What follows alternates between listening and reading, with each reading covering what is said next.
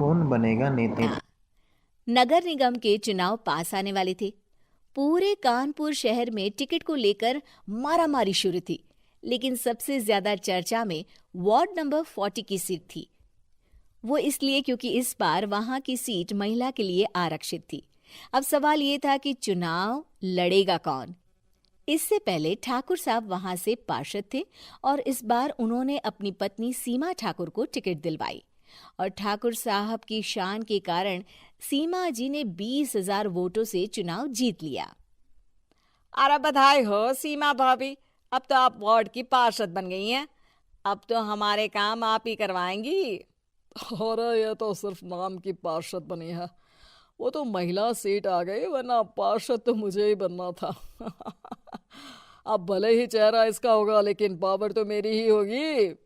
अरे वाह भाई साहब, क्या दिमाग लगाया है आपने भी। आइए आप लोग, खाना लगा दिया है सबके लिए। सीमा जी पार्षद बन चुकी थीं, फिर भी उनकी एक ना चलती। सारे काम ठाकुर साहब खुद ही संभाल लेते और जहां जरूरत पड़ती वहां सीमा जी का अंगूठा लगवा लेते। सीमा जी ज्यादा पढ़ी लिखी भी नहीं थी। एक दिन ठाकुर साहब और सीमा एक प्रोग्राम में जाते हैं। अरे ठाकुर साहब, आप आ गए। ओहो, पार्षद मैडम भी आ गई हैं। स्वागत है आप दोनों का। लगता है हमारे पार्षद फंड का सही इस्तेमाल हो रहा है। चलिए अब उद्घाटन करते हैं। ये लीजिए ठाकुर साहब कैची, आप ही सबसे पहले प्रवेश कीजिए। सब लोग आगे निकल जाते हैं और सीमा जी पार्षद होने के बावजूद भी पीछे खड़ी रह जाती हैं। वो देखती हैं कि वेलकम बोर्ड पर उनका नाम है, लेकिन महिला होने के कारण कोई उनका सम्मान नहीं कर रहा। अगले दिन एक आदमी उनके घर आता है। अरे ठाकुर साहब नमस्कार। कल ना हम नोटिस किए कि हमारा घर तो अवैध है और नगर निगम वाले उसे तोड़ने आ रहे हैं। अरे कुछ कीजिए ना ठाकुर साहब। देखो भाई, मैं तो ज्यादा कुछ कर नहीं सकता, पर अगर तुम सबकी जेब गर्म कर दो तो कुछ हो सकता है। कुल मिलाकर 4 लाख लगेंगे। अरे 4 लाख ठाकुर साहब? अरे भाई, मैं अपने लिए नहीं मांग रहा हूँ। दरोगा है, इंजीनियर बाबू है, बड़े साहब है, सबको देना पड़ता है ना थोड़ा थोड़ा।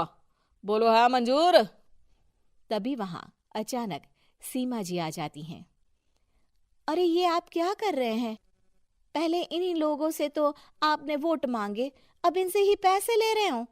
अरे चुप रहो तुम। तुम्हारा काम है सिर्फ अंगूठा लगाना, तुम वही किया करो। मुझे दूसरे काम तुम मत सिखाओ, समझी?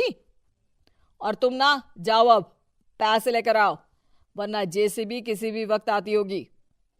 सब कुछ ऐसे ही चलते रहता है। एक दिन सीमा जी और ठाकुर साहब को एक लोकल मीटिंग में बुलाया जाता है।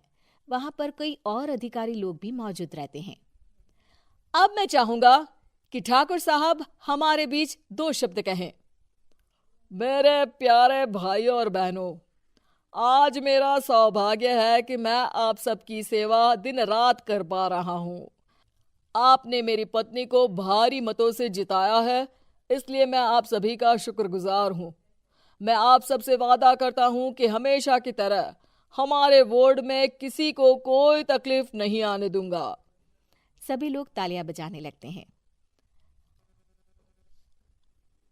अब मैं माननीय पार्षद मैडम को स्टेज पे बुलाना चाहूंगा। अपने नाम को बुलाया सुनकर सीमा जी एकदम चौंक जाती है। उन्हें बिल्कुल उम्मीद नहीं थी कि इतनी बड़ी जगह उन्हें मंच पर बुलाया जाएगा। जैसे तैसे वो मंच पर चढ़ती हैं।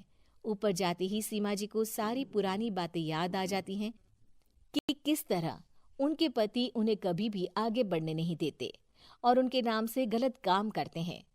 वो बोलने लगती हैं। मैं आपके वार्ड की पार्षद सीमा हूं। आप में से बहुत कम लोग ही मुझे जानते होंगे, क्योंकि इससे पहले मुझे कभी ऐसा मौका ही नहीं मिला।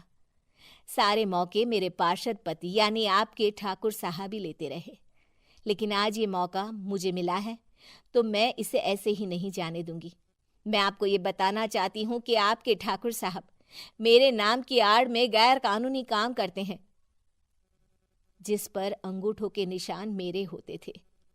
इसीलिए मैं अपनी गलती मानती हूँ और आज अपने पद से इस्तीफा देती हूँ, ताकि आगे से कोई गलत काम ना हो पाए। अब फैसला आप सबके हाथ में है कि आप हमें क्या सजा देना चाहते हैं। सीमा जी की बातें सुनकर ठाकुर साहब के चेहरे का रंग उड़ जाता है और वो शर्म से मुंह नीचा करके वहां से चले जाते हैं और पद से इस्तीफा देकर ही सही सीमा जी अपने आप में आत्मविश्वास महसूस करती हैं।